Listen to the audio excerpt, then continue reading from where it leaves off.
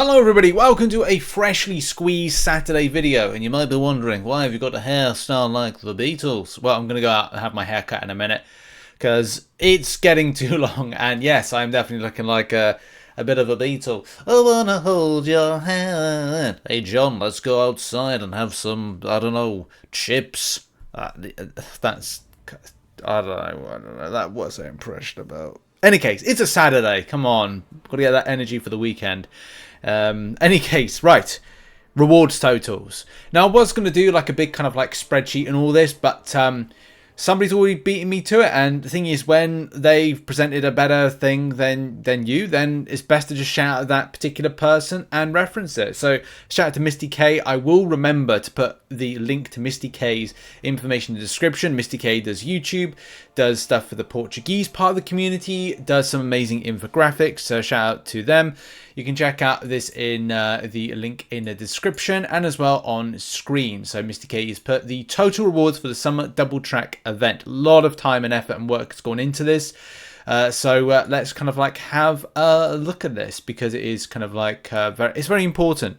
Because in game at the moment, the main thing for me as a non-spending player is I want to feel like, you know, I can have a little bit of fun with this event. This event returns back 3 times, as a lot of you know, 3 times. If you're a spender within the game, you'll get access to some of the better stuff.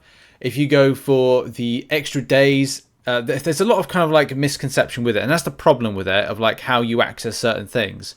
The way that, say, the event booster works and the where is it? Platinum Triple Pass. So the Platinum Triple Pass, which access the Platinum rewards for 3 times double track events at a discount and complete 1 day in the current double track event.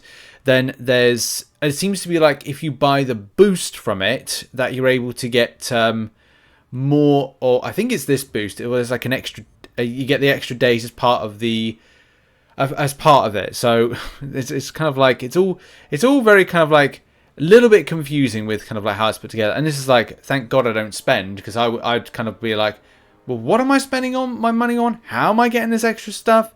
Especially because you come to the end of it and go, okay, well, I get these extra days, day 27 to, well, not day 28 to day 42 of all of this. So yeah, there is something of a kind of jump the queue type thing, which I think we covered yesterday in the video.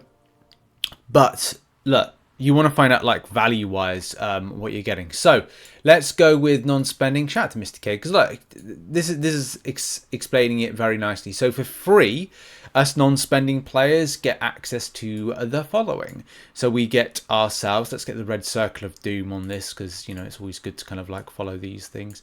With the red circle of doom, a 1.2 mil gold, 1,170 units. For me, that's the most important thing. That's the only thing I really cared about in all this. There's some other stuff to care about, but that's the thing I care about the most, because it means the most. So we've got also some full energy refills, 9. So that's 9 times 3, 27, 270 units worth. So there's 270 units worth of value, plus that. We'll probably tot up at some point, like, you know, the value of this for free that Kabam are giving out. But as well, the 9 Paragon crystals for those that are, well, I assume everybody gets them, possibly. So that's 1,800 units worth of value. There's also 6-star shards. Debatable on how you kind of like tot up the value of that, because they've been severely devalued since the addition of the Battleground store. And the availability of 6-star shards in various pieces of content. So that's something to bear in mind with that. And there's also some other kind of like nice things as well, like selectors. I don't think we get a tier 6 class. This looks, yes, tier 5 class catalyst. Would be nice if non-spending got a little bit of tier 6 class catalyst, but I think that's across the board, that not everybody who's spending gets access to that. But as I said, like for me, and a lot of the community, do bear in mind about 97% of the community is non-spending, like myself. So it's always important that, you know, we start off these videos by looking at this. And especially from a value side of things, 27 6-star signature stones is kind of like, again, important. I think these are kind of unspecific, because these are part of the selectors, I want to say. So you get to select the rarest. So this is kind of like based on Paragon, I want to say, but there is lower level stuff, so do bear in mind whilst we're covering this and say these are the rewards you get, there are kind of further breakdowns to it, like an example on screen. You preview the gold track selector, and it's like for Thronebreaker players, it's for Thronebreaker players, that they get themselves some 6-star shards, Cavalier crystals, so it's Cavalier crystals from this one, and lesser rewards. So this is kind of mainly based on Paragon, I want to say this is presented as, but it's important to represent that. But at the same time, you know, if you are Cavalier, Thronebreaker, and non-spending, then of course it's going to be about, do you see this as being good? And I'm sure a lot of players like myself will look at this and go, hey, thanks for the free stuff. The issue, as I said, when it comes to 7-star and guaranteeing a 7-star, it's good for you if you're spending that you're getting something guaranteed. But at the same time, if the ecosystem that Kabam are presenting are giving you out a 7-star, then Kabam need to do a better job with how they do and reference things like matchmaking, because what they'll do is, if you're a player that's just coming into the likes of Thronebreaker, or just into the inroads of Paragon, or something where you're getting your first ever 7-star, then what it's done within the game ecosystem is put a lot more 7-stars. Ow. If they've put a lot more 7-stars in, then it's a case of how they fairly represent matching up and how powerful Morbius is. Because your first ever 7-star, if you're a Thronebreaker player or Paragon player, wherever you are in the game, and you're getting a 7-star, Morbius is really powerful, then you're putting that as being like a champion you're using. You could basically smash other kind of lower level Paragons or lower level Thronebreaker players with your 7-star Morbius, in theory. Now, I want to be wrong about that. I hope I am wrong, because that would be, if it was put in, just it's not really balancing up too well. However, though, moving on to spenders, and what you get is equally nice. So you'll get all of the with the spending on. Oh, well done. So I was just to ask the question, like, has Misty K put in a representation of adding in the spending to non-spending? And they have. So 2,340 units is bumped up. So it's basically the 1,170 plus the 2,340. And do bear in mind, this is based on the three rotations of the solo events, not just one. Because the first, if you do it once, you get 390 units for non-spending. So this is all based on times 3. 2,340 units, again, good value on that one. If you're spending, you can have a look at now. If you are choosing to spend, how much does 2,340 units cost? Let's kind of quickly have a look at that. Going across, yeah, I mean, at the moment, it's kind of like it's good value, because you're basically going $99 and $49. That's $150 worth of unit value right there. Now, I don't know if that's on the web version, because that's the other thing as well. The web version of all that is cheaper. Yeah, I mean, as I said, I'm so glad I don't have the stress of spending anymore. I mean, of course, we do cover like the spending aspects of the game in the content, just kind of for those that do spend. But I'm so glad about it. Okay, right, for the web store side of things, you've got 940, is it 940? So again, like, it could be debatable, wouldn't it? 1,600 plus, probably that one, really. Yeah. So on the web store, it's kind of like $80 worth of value in the unitary aspect of it, not 100%, but you know what I mean when it comes to that. So there's good value there. In a nutshell, there's good value with that one. And of course, if you do the extra days, you get 7-star shards. Debatable whether or not you want that, because there's 9,750 of the 7-star shards available. Or if you're spending on passes, then you're just getting 3,000 a time. So again, it's up to you if you want to spend further and get more. As I said, I'm so glad I don't spend in the game, because it would just stress me out trying to kind of like go, oh, what's kind of the best value for this? But it looks like you do get a lot of good value. 24 full energy refills.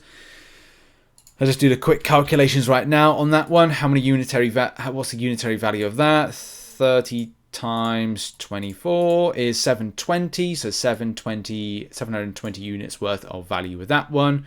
So that's good. Let's bring that calculator. Just have that to the side, because I'm sure we'll come back to that. What else? Well, level 1 revives, again, questionable thing with that one. Wow, okay, interesting. As we bring this into shot right here, 27, let's probably probably better shot there. 27 Paragon crystals. Let's do that sum as well. 27 times 200, 5,400. And there's a lot of value with this one. Look, it's always a questionable thing with value. We covered the free-to-play early part of the video. From the spending side of things, you want to see value for money. And it does look like there is, there's some value for money in that one. 7-star shards, yep, again, possibly with that one. Not quite sure if these are Fool's crystals or not. They look like they're just pieces. And if there were extra units in there, then yeah, okay, that would be kind of like a good thing as well with that one. What else? Well, again, signature stones, difficult. If you're a Paragon player or even late Thronebreaker, you may be going, well, I can go to the Battleground store and get exactly what I need from that. But again, it's just down to you as to how you see the value. So that same principle with 6-star shards, and 6-star Nexus is good because again, down to choice. Choose your poison, choose your thing of how you want to get some stuff. There looks like there is, and this is interesting as well, full and a half of a tier 6 basic and tier 3 alpha. So again, that's good. That's good for Paragon players, and I suppose late Thronebreaker players if you have access to that. It depends on how that's situated and whether or not it's part of a selector. You don't only able to get a certain amount. Either way, it does look good. It does look very good. It's weird that solo crystal shards are within this. I was totaling this up last night, and I was looking at why is solo crystal shards in here? I really would like to see a buff from them, but I don't think it was definitely something. I did question Kabam on this one recently because I had some messages and people were asking me, "Can you ask Kabam? Are they going to do anything more with the solo side of things?" And they said there's nothing on the agenda at the moment to look at it. It doesn't mean to say there is or isn't. It's just the case there's nothing on the agenda to look at them. But it does come to a point where it's either you add in a new one or you buff the Supreme one because it doesn't really kind of align with the extent of rewards meta for Paragon players at the moment. But that's another story for another day. Yeah, so to kind of end this video, just to let you know, you can check out the link in the description to see the full aspect of what is available from the total rewards for the Summoner Double Track event. As I said, there is value there for spenders, and of course for non-spending side of things, there's a good amount of kind of extras there. So hey, up to you. We've proven, we've seen the calculations, we've seen the sums. You can pick up good value for the spend. Up to you whether or not you spend or not. For non-spenders though, look, there's some free stuff. I can't complain about that at all. As I said, my only gripe about this particular event is with getting a 7-star, depending on where you are in the game, depending on what benefit this champion has, because you don't know the abilities, how this will balance or imbalance an ecosystem of getting 7-stars to people that are fresh or shouldn't really be up to 7-stars right now will be the biggest thing. So if you're new to Thronebreaker, you spend a bit, where will this be? We're giving you a 7-star that you're able to, stomp others. Maybe you get a load of 7-stars by then. Maybe it's saying okay, well, by the time the champion releases in October, you will get yourself a, a 7-star Morbius and stomp other people in Battlegrounds. Maybe it gives you I don't know, something else. But I don't, at this moment, see it. That's an October issue. But yeah, that's been it. That's been the video. Thank you very much for watching. Thanks to Misty K. Go and check out Misty K in the link in the description. Check out some other content located on screen. And I'll see you in the next video later on today. Okay, bye-bye.